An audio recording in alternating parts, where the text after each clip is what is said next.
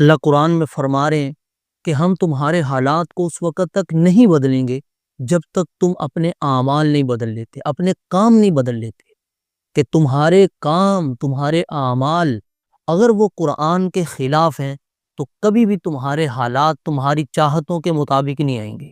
تمہارے اوپر پریشانیاں، مصیبتیں، تکلیفیں، مہنگائی اور ظلم اور کرپشن، یہ دور چلتا رہے گا۔ کیوں؟ کہ تمہارے اعمال قرآن کے مطابق نہیں ہیں۔ تو قرآن ہمیں کیا بتا رہا ہے؟ قرآن ہمیں جینے کا طریقہ سکھا رہا ہے۔ ہماری ساری پریشانیوں کا حل اس قرآن میں ہے۔ یہ قرآن اللہ کی کتاب ہے۔ یہ قرآن رہبری اور رہنمائی اور ہدایت کی کتاب ہے۔ اللہ نے یہ ہمیں ہمارے لیے دی ہے۔